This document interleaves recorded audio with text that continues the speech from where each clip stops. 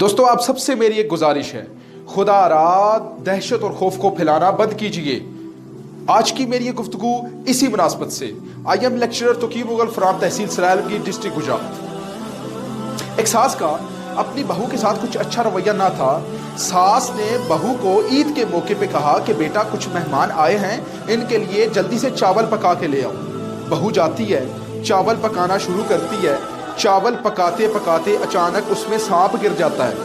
अब बहू बेचारी डरती ना तो क्या करती, बहू सांप को भी चावलों में मिक्स कर देती है और पका देती है। पकाने के बाद मेहमानों के आगे पेश कर देती है।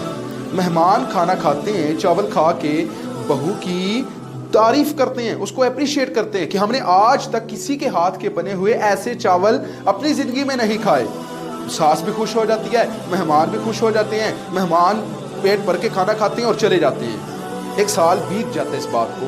साल बाद वही मेहमान दोबारा आते हैं, सास से उसकी तमन्ना करते हैं। सास बहू को कहती है कि बेटा लास्ट टाइम इनको तुम्हारे हाथ के बने हुए चावल बहुत पसंद आए थे, जाओ एक बार फिर से बना लाओ।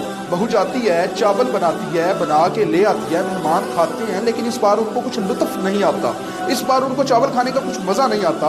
अचानक मेहमान सास से कहने लगते हैं कि क्या हो गया आपकी बहू को, लास्ट टाइम तो इसने बड़ी मजे की हांडी बनाई थी, इस बार तो इसने खराब कर दिए चावल।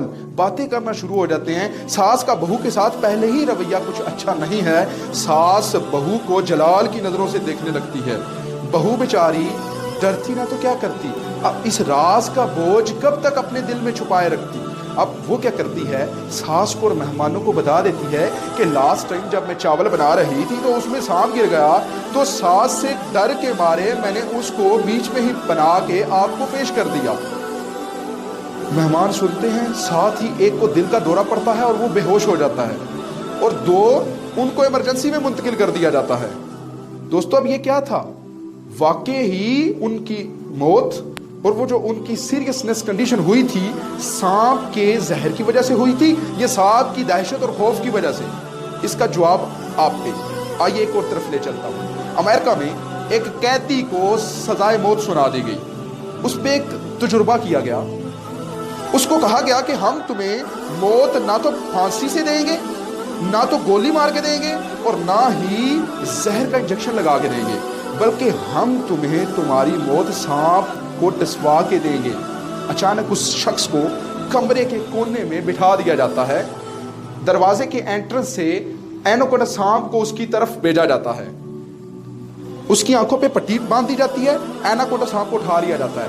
एक छोटी सी नेडल सुई लेके उसके पांव की साथ टच की जाती है। उसको ऐसा लगता है जैसे कि सांप ने मुझे काट लिया। थोड़ी ही देर में उस शख्स की मौत वाक़या हो जाती है।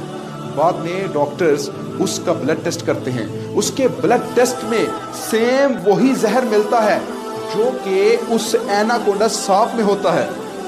दोस्तों, अब ये क्या था, वाकई ही सांप का जहर, ये सांप का खौफ और दहशत? इसका जवाब भी आप भी। मेरी सिर्फ आपसे ये रिक्वेस्ट है, खुदारा ऐसी खबरें फैलाना बंद कीजिए कि जिनकी कोई बेस नहीं है। दोस्तों, हर वबा खतरनाक होती है, लेकिन आती है, अपनी लिमिट पूरी करती है और उसके बाद चली जाती है। और इस तरह की वबाएं ज्यादा देर तक नहीं ठहरती। अब अगर कोरोना वायरस का मैं मुआवजा करूं दूसरी बीमारियों से, तो लास्ट 2 मंथ्स की रिपोर्ट आपके सामने रखता हूं। कॉमन कोल्ड से मरने वाले लोगों की तादाद है 70,000। मलेरिया से मरने वाले लोगों की तादाद है 1,40,000।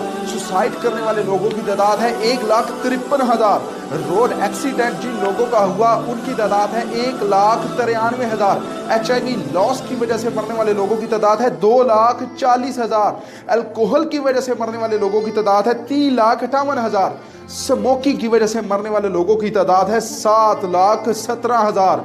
और कैंसर की वजह से मरने वाले लोगों की तादाद 11,77,000 है। अब इंसाफ कीजिए, क्योंकि लास्ट 2 मंथ्स में कोरोना की वजह से मरने वाले लोगों की तादाद सिर्फ और सिर्फ 47,000 है।